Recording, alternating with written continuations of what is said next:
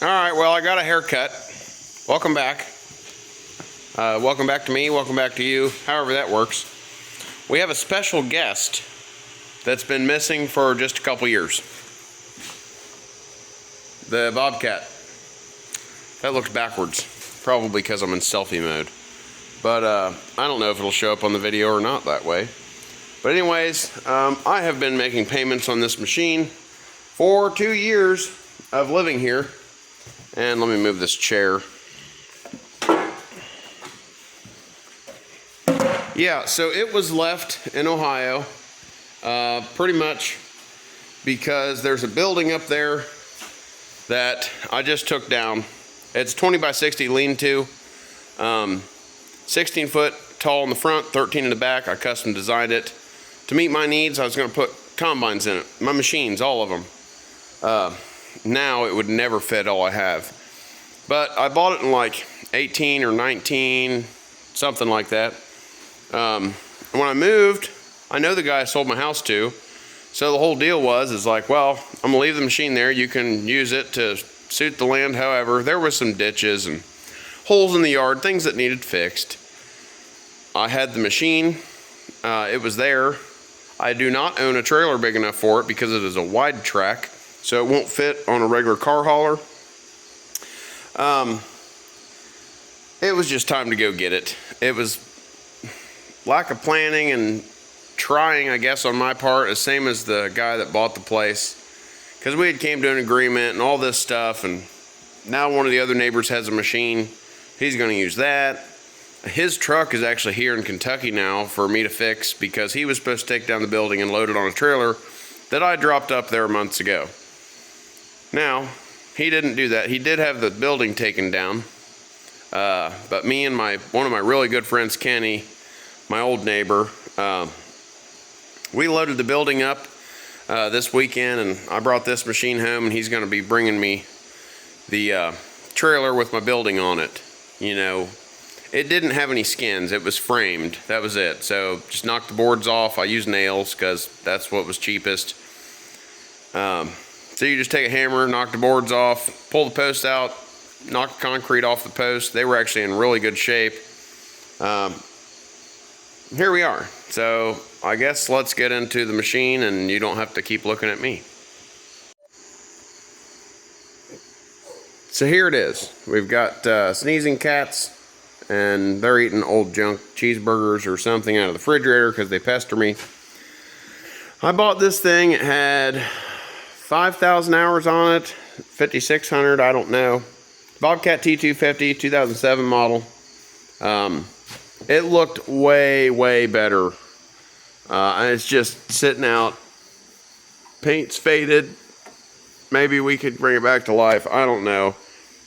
But it had just had new decals and a paint job when I bought it. Not to say anything about where it was at, but they surely were not greasing it like it's their own. I think I'm the last one that went up and greased it. And when I did, a bunch of rusty stuff came out. So, tailpipe's dented now. The door has a dent in it. You can't really see from the angle. This is just the sun. That's not their fault. That dent wasn't there. It's whatever. He had teenagers. They cleared out of woods, made a big hunting path, and good for them. You know, good. That was my good friend. That's fine. Tracks need some slack taken out of them. You know, but that's normal. There is a roller on one of the sides that's kind of had an issue. I guess let's get in here. I think I wrote on one of these filters the hours shortly before I left. Oh, there it is, 5890. I don't know if you can see that. 5890. 5890. It now has 6770. So they put close to, really? 5890. No way they put that many hours on it. I don't think that they put 1,000 hours on it. But it sure as heck says 6770 on the display. Light bulbs are missing. I don't know why. I had put new lights in it. I put that battery back in it in the winter because the battery went dead on it, and he was feeding his cows and stuff. But the major problem is this little bubble. Yeah. See that? Not only is there something floating in it, that's hydraulic oil, and it's not supposed to be gray milk. So now I have to figure out that. And another thing, I don't know how the water's getting in there. And I'll go further into that here in a second, because I actually had to call Bobcat out on this machine. I mean, that looks fine, like it doesn't have a hole in it. I guess it's a vented cap though, so if it was just getting rained on for 2 years, and people don't know how to park it to where the rain's not smacking into the machine. I always parked it, before I had all these buildings and stuff, I always parked it to where the back of the machine was facing where the rain came from. But something that's been wrong with it for a long time was this joystick. You would kind of have to hunt and fish just a little bit ever so to get the unlock button, green, to let you use the machine. Now that joystick's doing it, but at least that tells me I have a couple years before I have to replace it. That joystick was $1,600. $200 for a service call, $200 for labor. I'm sure there was a couple hours. The joystick's really not that hard to change, but I had him go over the whole machine, and he replaced this whole panel actually. That whole panel up there looks like way newer than the piece at the top, a little bit right of your screen. Yeah, it was shorting out, causing the machine to not start. So yeah, whatever. Well, we got the crappy camera today. I see it's focusing all over hell and back. I'm gonna try to get the hydraulic oil changed. Like, what's going on here? Hello. Okay. I gotta get the hydraulic oil changed because it runs fine now, other than it's stuck in turtle mode, and I'll show you that once I get the cab rolled up. All right. So the whole reason why it's stuck in turtle mode is because of them wires right here and these ones. That is the left and right swash plate sensors. Now, I'll be honest with you, it was been before we bought the farm. I had to yank those out because, well, I was splitting a tractor, and the front of the tractor was on this machine, and it wouldn't move. I don't even remember where they're at. All I know is that whole unit, the pump, the engine, and everything has to come out the back to change the sensors. There was a plug someplace, don't remember now. There was a plug someplace. I think maybe them two down there in that dark hole. I couldn't get them unplugged. So in my hastefulness and wastefulness, I just yanked them out. But we have a spoon apparently down in there. Maybe get a good look at that. Oh, yep. So I don't know if people were doing crack down in there or what. But that's the pigtail to the new joystick. And he ran an overlay. I see a new yellow wire, but I don't know where that goes. It goes to somewhere, apparently to there. I don't know. But it was just time to call somebody that knew more than me, so that's what I did. 2 hydraulic filters. The way you're supposed to drain it is you're actually supposed to take that big Allen out and suck it out. I may do that if I can find that I have an Allen big enough. It's like a 3/4. Now you can jam a couple nuts together on a bolt, might do that, and suck it out that way. That's only 5 gallons. The system holds a bunch, so I'm going to be wasting a lot of oil, but that's okay because I'll just put it into my waste oil program. Another thing I'm going to do, high side and low side, I'm going to try to get the air conditioning working because I have an AC machine. So I guess let's try to tackle this fluid first. Alright, now I had to refresh my memory. There's that hole. Here is a drain hose. It does say you're supposed to do that, but it actually has a drain hose. I guess that's if you can't get under the machine. But I've got a drain pan underneath that hole. I know I'll have to change it more than once, so we're just going to bust this thing loose and let the poopy go.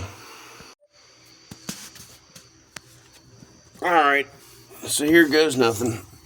Try to hold the camera and do this number. Make sure it goes into the pan. Look at the water dripping out.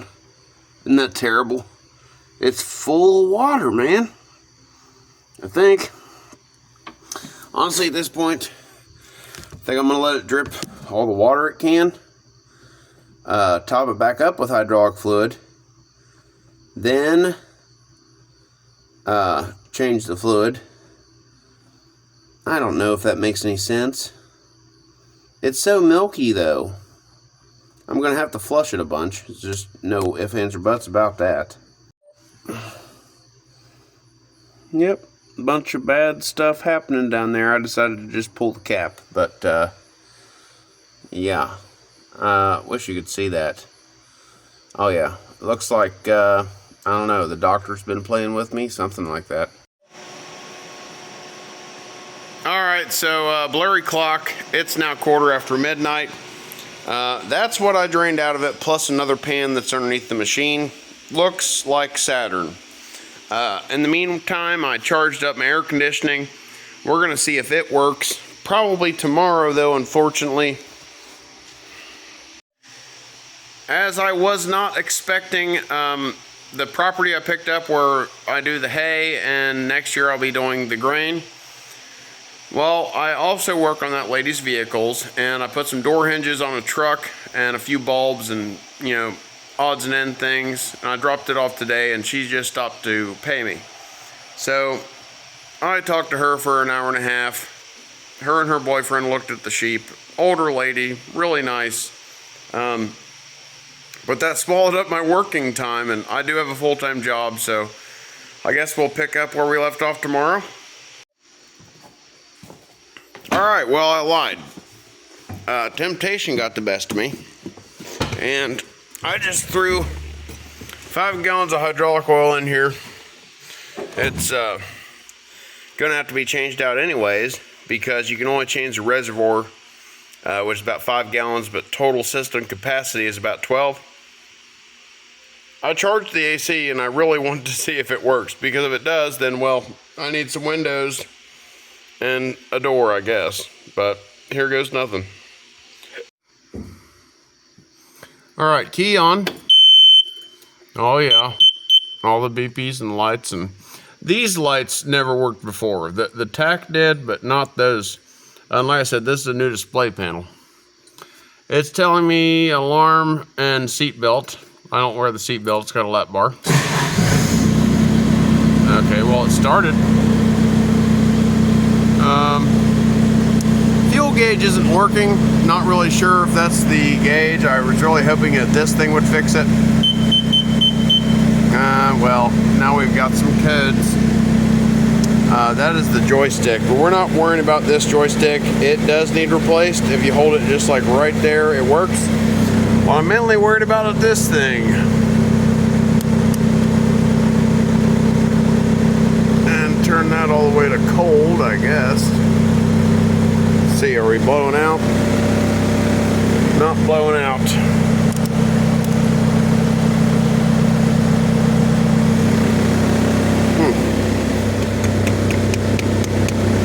It's a fuse panel underneath there.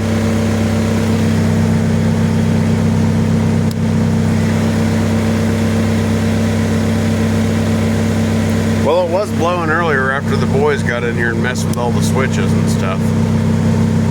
There's heat. The heat does work. Just not sure why it's not. Oh yeah, all floppy liner. Yep, needs some little, you know, Christmas trees. This fuse panel is pretty well junk. Oh, there it went. See, all I did is mess with it and it started blowing. You can't see that. Maybe you can here. Appears my cigarette went out.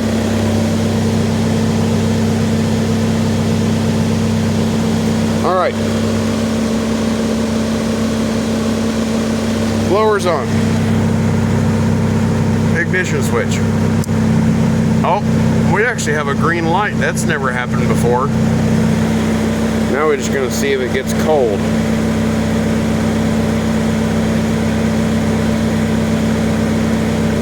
Feels like it's getting cold. It's not terribly hot outside, but oh man, I can feel it back here. These ones.